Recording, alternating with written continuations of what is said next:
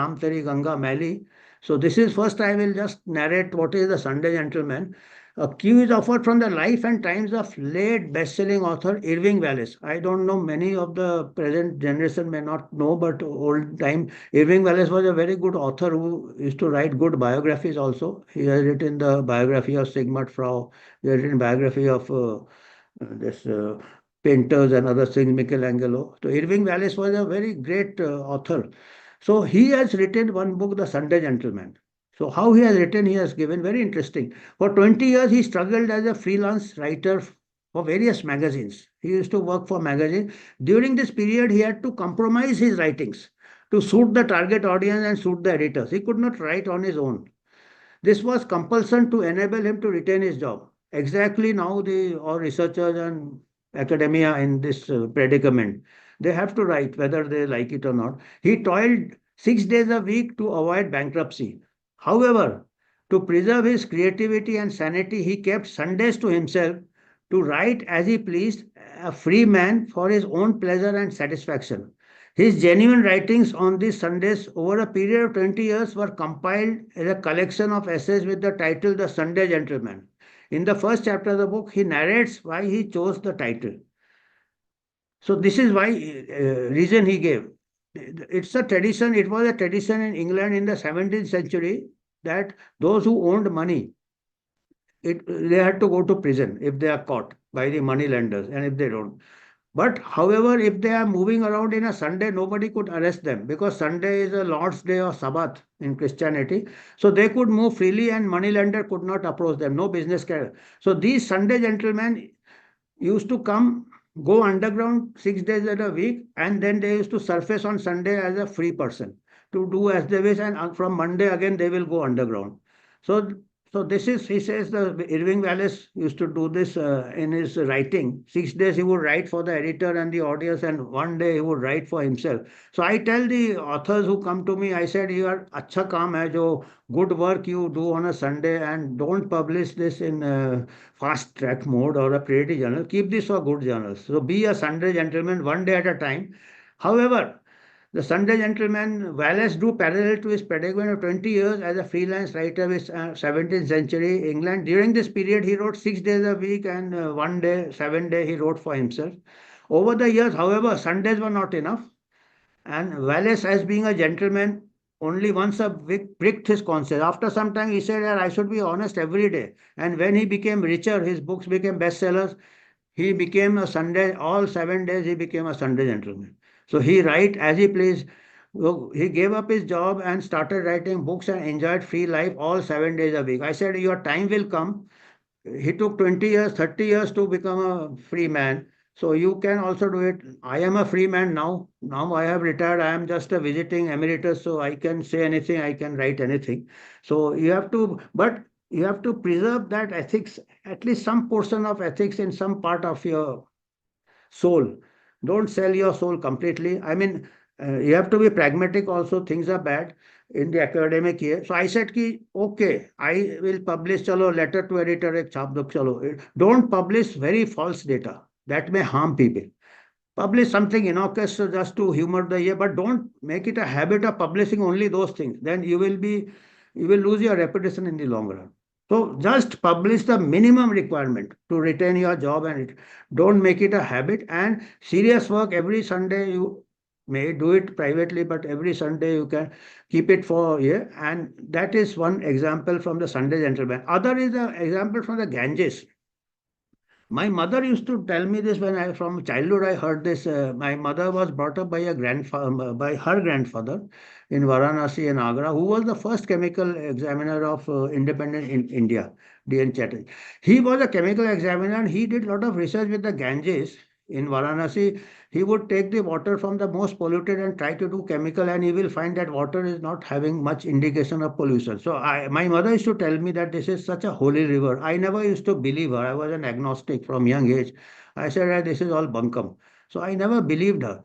Then in FMC, I think when I was in DY Patil only, one FMC virologist came to give a guest lecture.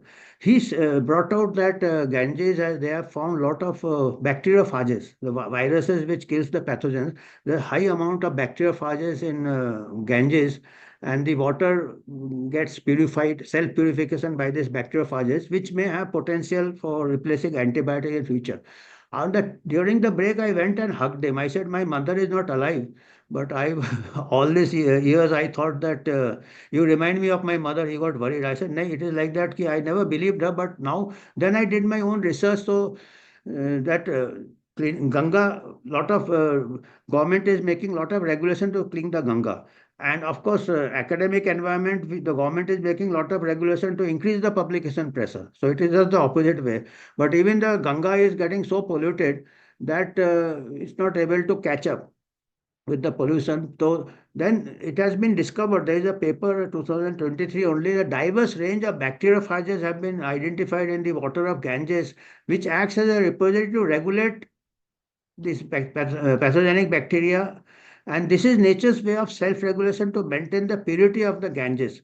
So this is nature's way of self-regulation. I think human being also can learn from this. Every one of us, however he may have lost his integrity or become unethical due to compulsion, if you retain one part of it which can enlarge later, where you have got less compulsion. So that is the conclusion, is that ethics and purity cannot be imposed by rules and regulation, but have to come from inner core, be it the Ganges or humans. So we should not despair as long as we retain even a bit of this inner uncontaminated core, which has the potential to emerge in full glory in due course of time. So it's a learning experience, it's a spiritual experience, one can almost say.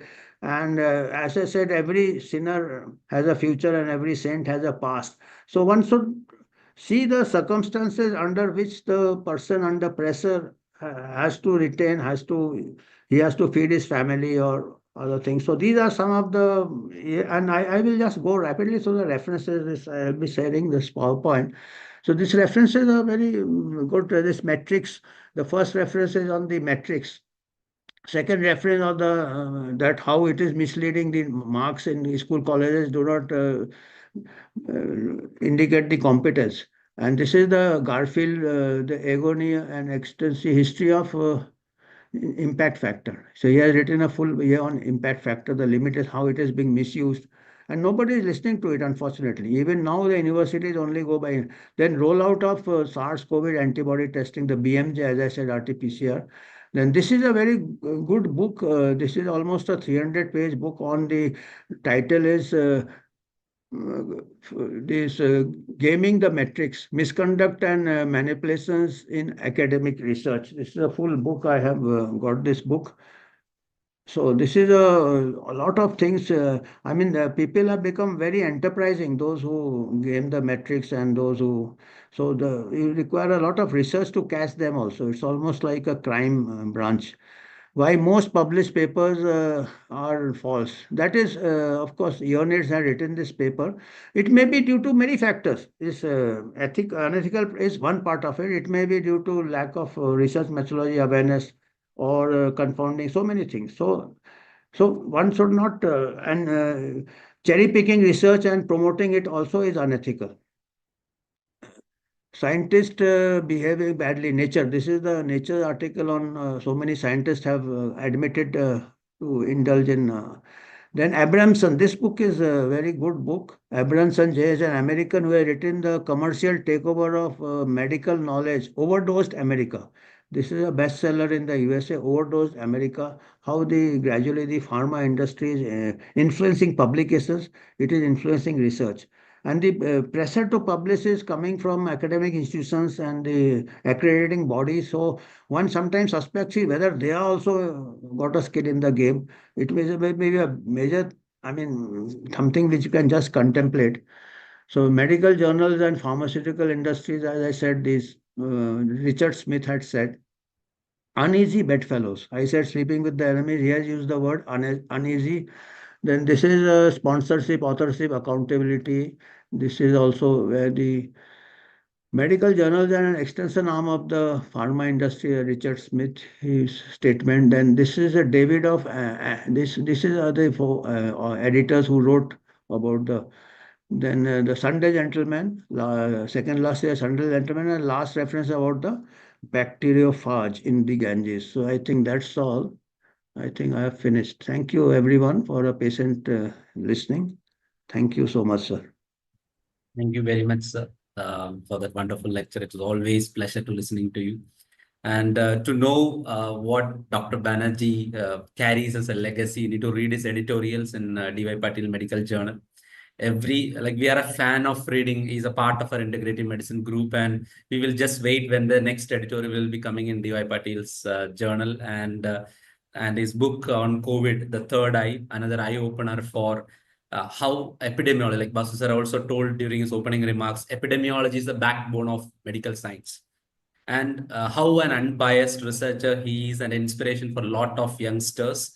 And you should read his editorials all out there, including all of us, in order to know what is research and what not is research. And we at Indian Academy for Yoga and Medicine, sorry, American Academy for Yoga and Medicine, we thought that this should be the starting point of our webinar because we clearly give a statement to the researchers and young researchers or aspiring researchers how to do research and what should be the future of researchers. We do not want to bombard with too many publications, but those publications out there should be very much regarded with quality and in the righteous way.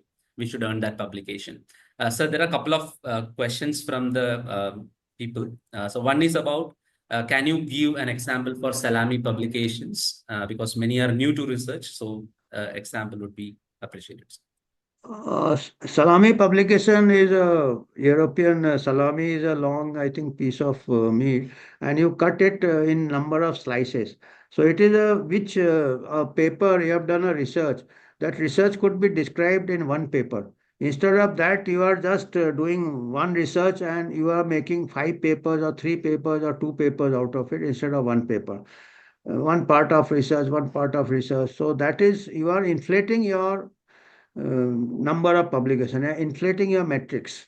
So that is salami publication. Of course, there are ways to judge it also. Sometimes it may be justified if the work is very long, but that is a merit of the case. But deliberately doing it without any indication for it, that is salami publication. Yes. Thank you, sir. There is one more question, although you covered it, I am just asking. How a research scholar can focus on his pure research intention rather than influencing by rat race in publishing. The very purpose of research just fade away in this race, put a lot of pressure. Please give a way to serve So, better purpose of if you research. are honest, no, this is the book. In this book only, there is one sentence by Ivan Orensky. He is the co-editor of Retraction Watch. That is another thing you want everybody should subscribe to. Research Retraction Watch. You just Google search Retraction Watch and subscribe to it. You will get his updates on the number of papers which are retracted every week, and even Nobel Prize winners' papers get retracted. So in this, there is one sentence: the most common outcome of unethical practice is a successful career. So the, the reverse is like if you are very honest, you will be left behind. So you have to choose between your ethics and your career. Sometimes you have to take a balance. So as I said, that you should know yourself that this is honest research. Only the researcher himself or herself knows that he is cutting corners. I mean, I remember just a few days back only I read they were making a big statue. One of the senior person was there, the sculptor, and they were making a statue of Ganesha, and there was a slight defect in the yeah, and he went to great pains to isko correct karna, to we should correct the defect. So the young person said, Ki, yaar, it is that statue is very tall and that will be hundred of feet away. Who will know that there is a slight defect? Then he says, you and I will know. So that is enough. So yeah, only the it is a self-regulation like the Ganges or the Sunday gentleman. And as I said, it can be very difficult. It is not easy. So at least some portion you should retain, and when you gain more, autonomy will come with your competence. You make your overall reputation as a teacher, as a serious scientist, even in small portions, people will take you seriously. And you may have to be work extra hard. You have to work extra hard to be a sincere person, and you will not get the rewards. Certainly not in the short term. And but that is the only way. Either you choose the hard way or you choose the easy way. It is your choice, and it's not going to be easy. But there you are. And that's why I said ki this pressure, as the title is very good, how the publication pressure is compromising the integrity. You are forced to be to survive. You are forced to it. I mean, this is a food for thought for the higher authorities, which should be, in fact, I have suggested many times, like even if you do a dissertation, if you do it, let it be a group work. Let it be a five students do it. They do it for 2 years, 3 years. Then they go away. The other persons can carry on other group, and they can be assessed for the work they do. They need not complete it, or they need not find a positive result also. Even negative research has its value. You see, the Edison makes 1,000 words, then he got the one bulb which lit. So you have to, the serious research is, as I said, messy. So it's a, yeah, the other way around is say ki you make, you be very careful that what you are doing fast, where you are cutting corners. You should not mislead the public, not mislead the medical community. Let it be a harmless research, like physical activity is good for health. That is harmless. So let it be that way. It cannot be that something misleading. So there are many ways, and